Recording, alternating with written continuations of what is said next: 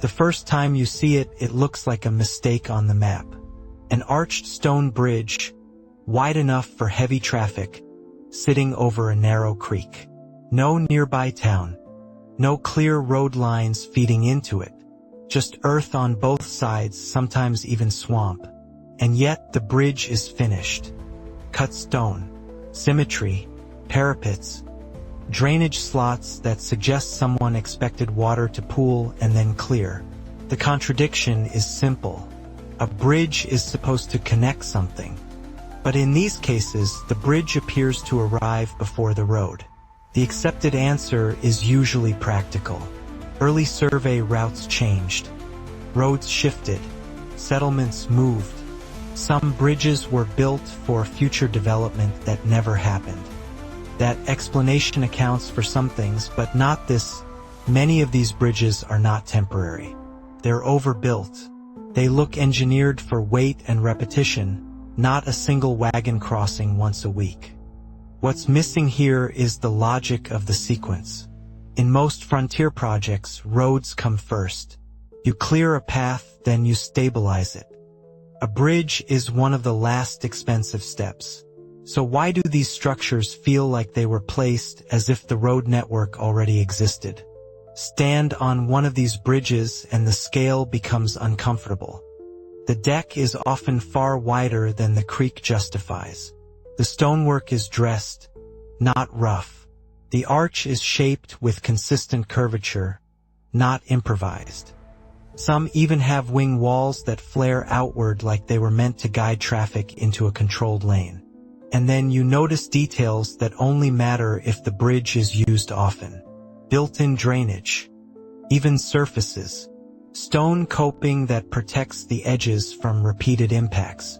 It suggests regular movement, not ceremonial, not symbolic, functional. So the scale problem isn't just size, it's intention. The bridge seems designed for a system, but the system is missing. Once you notice it in one place, it becomes harder to ignore elsewhere. Similar bridges show up in different regions. Same arch logic, same stone style, sometimes the same proportions.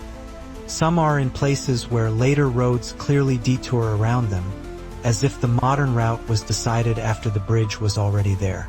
Others are found half-buried, with soil packed against their sides, making them look shorter than their own design suggests.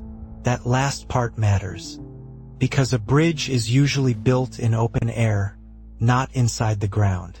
If the lower stones are buried, either the land rose or the structure sank or something filled the area after construction. None of those options fits neatly into the casual explanation of roads moved. If you look at older survey maps from the 1800s, you sometimes see the bridge marked, but the surrounding routes are vague. Thin lines that don't match later highways. Or no lines at all, just a crossing point. In some county reports, bridges are listed as expenses without detailed justification. Sometimes the bridge is noted, but the contractor details are missing. Sometimes the record exists, but the drawing doesn't. And the silences are consistent. You can find long descriptions of schools, courthouses, and mills, but for the bridge, a sentence, cost, a date, then nothing. That doesn't mean someone hid it. It just means the paper trail doesn't match the object. Around the mid to late 1800s, something else changes. Documentation becomes cleaner, standardized. Roads become named. Maintenance schedules become predictable.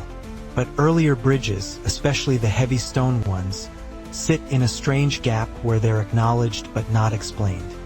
Then comes the disappearance event. In many areas, a particular decade shows sudden landscape changes. New grading, improvements, creek channeling, road straightening, rail expansion.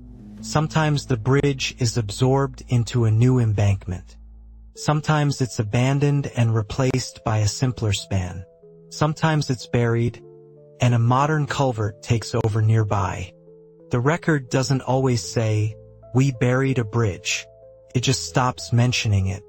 The result is that the bridge becomes a relic that no longer fits its surroundings. And because it still stands, it raises a quiet question. What did the surroundings used to look like? If the bridge was built for traffic, where did that traffic come from? If it was built for a road, why was the road never stabilized or recorded the same way? If it was built for future settlement, why build in stone with skilled masonry instead of timber that could be replaced later? Another question follows.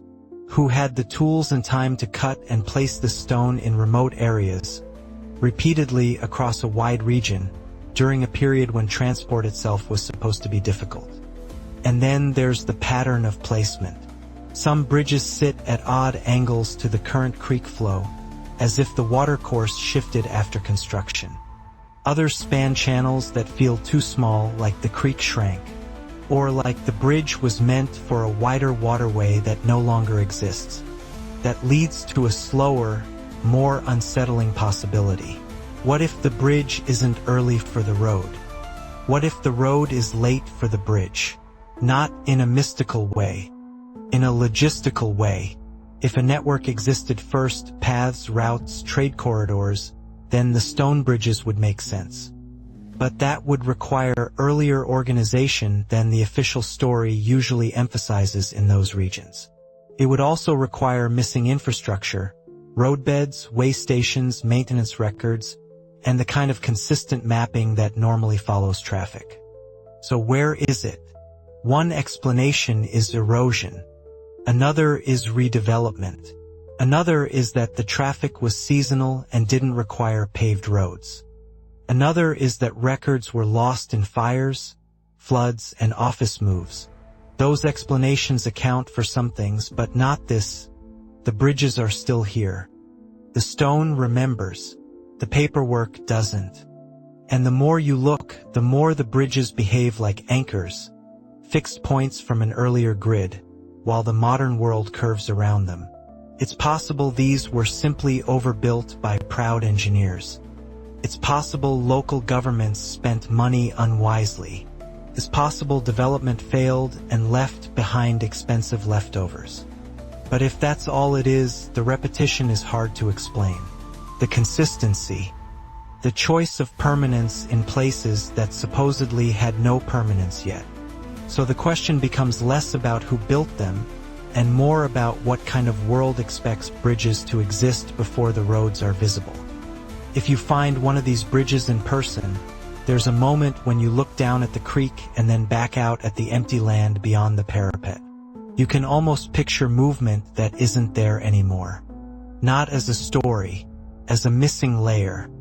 And once you've seen that, it becomes difficult to look at old infrastructure the same way. Not because you know what happened, but because you can't stop noticing where the timeline feels reversed. If you've come across a bridge like this, stone, oversized and oddly disconnected, leave the location in the comments. And if you want to stay with this investigation as it unfolds, you can like the video, subscribe, and keep watching the pattern with us.